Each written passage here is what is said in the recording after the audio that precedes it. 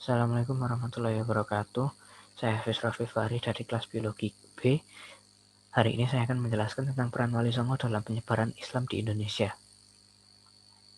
Sejarah Wali Songo berkaitan dengan penyebaran dakwah Islamiyah di tanah Jawa. Sukses gemilang perjuangan para wali ini tercatat dengan tinta emas. Dengan itu agama Islam kemudian dianut sebagian besar masyarakat Jawa, mulai dari perkotaan, pedesaan, dan pegunungan. Berikut ini adalah peran Wali Songo dalam penyebaran Islam. Peranan perdagangan dalam proses penyebaran Islam. Islam masuk ke Indonesia di bawah pedagang dari Gujarat, Arab, dan Persia. Adapun kota pelabuhan dagang yang berperan besar di bidang penyebaran agama Islam di abad ke-16 adalah Malaka. Saat para pedagang muslim menunggu perubahannya arah angin untuk menuju tempat tertentu dalam berlayar, mereka memanfaatkan waktu luangnya untuk menyebarkan Islam kepada para pedagang dari daerah lain, termasuk pedagang Indonesia. Kemudian ada peranan perkawinan dalam proses penyebaran Islam. Perkawinan juga memegang penting dalam penyebaran agama Islam. Banyak pedagang Arab, Persia, dan Gujarat menikah dengan wanita Indonesia, terutama putri bangsawan atau raja. Misalnya, Syekh Maulana Ishak menikahi Dewi Skardadu, putri Raja Belambangan yang menurunkan Sunan Giri. Sunan Ampel menikahi Nyai Ageng Manila, putri Temenggung Majapahit yang berkuasa di Tuban, menurunkan Sunan Bonang dan Sunan Derajat. Dengan cara ini banyak yang ikut memeluk Islam. Kemudian peranan pendidikan dalam proses penyebaran Islam. Proses penyebaran agama Islam melalui pendidikan berupa pendidikan di pondok-pondok pesantren. Para santri yang telah lulus merupakan ujung tombak penyebaran Islam di daerahnya masing-masing. Kemudian ada metode pendidikan Islam masa Wali Songo. Dahulu di Indonesia mayoritas penduduknya beragama Hindu dan Buddha, dan terdapat berbagai kerajaan Hindu dan Buddha, sehingga budaya dan tradisi lokal saat itu kental diwarnai kedua agama tersebut. Budaya dan tradisi lokal itu oleh Wali Songo tidak dianggap sebagai musuh agama yang harus dibasmi. Bahkan budaya dan tradisi lokal tersebut mereka jadikan sebagai teman akrab dan media dakwah agama, selama tak ada larangan dalam nas syariat. Secara rinci, metode yang dilakukan Wali Songo adalah sebagai berikut. Yang pertama, Sunan Gresik atau Maulana Malik Ibrahim. Maulana Malik Ibrahim umumnya dianggap sebagai wali pertama yang mendakwah Islam di Jawa, dianggap sebagai ayah dari Wali Songo. Aktivitas pertama yang dilakukan ketika itu adalah berdagang dengan cara membuka warung. Warung itu menyediakan kebutuhan pokok dengan harga murah. Selain itu, secara khusus, Malik Ibrahim juga menyediakan diri untuk mengobati masyarakat secara gratis. Di Gresik, beliau juga memberikan pengarahan agar tingkat kehidupan rakyat Gresik semakin meningkat. Beliau memiliki gagasan mengalirkan air dari gunung untuk mengairi sawah dan ladang. Ia mengajarkan cara-cara baru untuk bercocok tanam dan banyak merangkul rakyat kebanyakan, yaitu golongan masyarakat Jawa yang tersisihkan akhir kekuasaan Majapahit. Malik Ibrahim berusaha menarik hati masyarakat yang tengah dilanda krisis ekonomi dan perang saudara. Ia membangun pondokan tempat belajar agama di Leran Gresik pada tahun 1419. Yang kedua adalah ada Sunan Ampel atau Raden Rahmat. Sunan Ampel adalah anak dari Maulana Malik Ibrahim yang tertua. Ia membangun dan mengembangkan pondok pesantren di daerah Ampel Denta yang berawar-awar. Mula-mula ia merangkul masyarakat sekitarnya. Pada pertengahan abad 15 Masehi, pesantren tersebut menjadi sentral pendidikan yang sangat berpengaruh di wilayah Nusantara bahkan mancanegara. Di antara para santrinya adalah Sunan Giri dan Raden Patah. Para santri tersebut kemudian disebarnya untuk berdakwah ke berbagai pelosok Jawa dan Madura. Sunan Ampel menganut fikih mazhab Hanafi.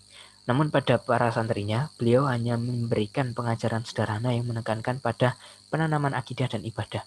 Dialah yang mengenalkan istilah molimo, moh main, moh ngombe, moh maling, moh madat, dan moh maton.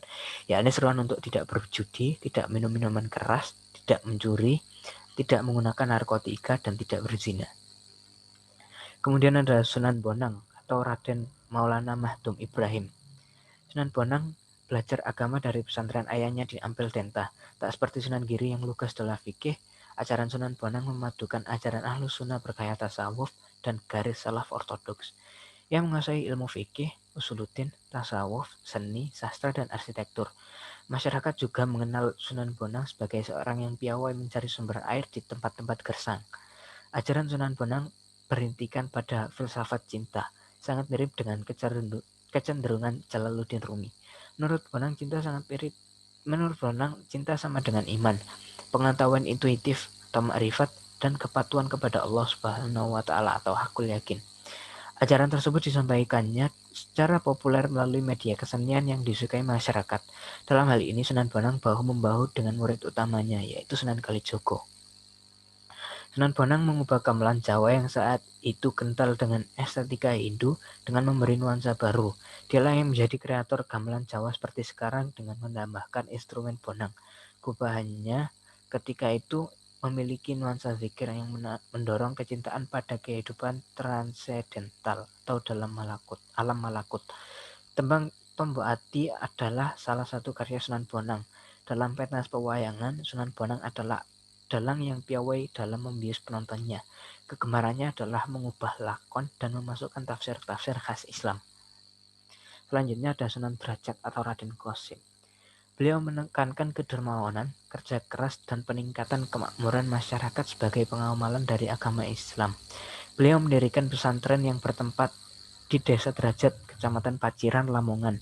Dalam pengajaran tauhid dan akidah, Sunan Derajat mengambil cara langsung dan tidak banyak mendekati budaya lokal. Tembang Mencopot Pangkur disebutkan sebagai salah satu ciptaannya. Ia mengupas jumlah suluk, diantaranya adalah suluk petuah, berilah tongkat pada si buta, beri makan pada yang lapar, dan beri pakaian pada yang telanjang. Gamelan Singo Mengkok adalah salah satu peninggalannya yang terdapat di Museum Sunan Derajat Lamongan. Kemudian ada Sunan Kudus atau Ja'far Sotek. Beliau memiliki keahlian khusus dalam bidang agama, terutama dalam ilmu fikih, tauhid, hadis, tafsir, serta logika. Karena itulah di antara wali songo hanya ia yang mendapatkan julukan wali al-ilm atau wali yang ilmunya luas. Dan karena keluasan ilmunya, ia didatangi oleh banyak penuntut ilmu dari berbagai daerah di Nusantara. Cara berdakwahnya pun meniru pendekatan gurunya Sunan Kalijogo, yaitu sangat toleran pada budaya setempat. Cara penyampaiannya bahkan lebih halus.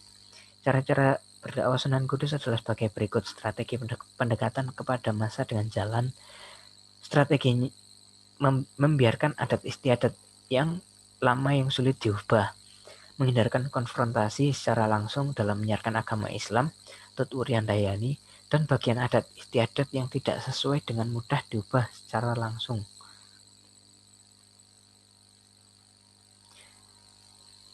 Yang kemudian selanjutnya Sunan Giri atau Ainul Yakin atau Raden Baku. Beliau mendirikan pesantren di daerah perbukitan Desa Sidomukti Selatan Gresik. Pesantrennya tak hanya dipergunakan sebagai tempat pendidikan dalam arti sempit, namun juga sebagai pusat pengembangan masyarakat. Dalam keagamaan, ia dikenal karena pengetahuannya yang luas dalam ilmu fikih. Orang-orang pun menyebutnya sebagai Sultan Abdul Fakih.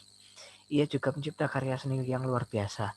Permainan anak-anak seperti jelungan, jamuran, lir-ilir, dan juga suweng disebut sebagai kreasi Sunan Giri.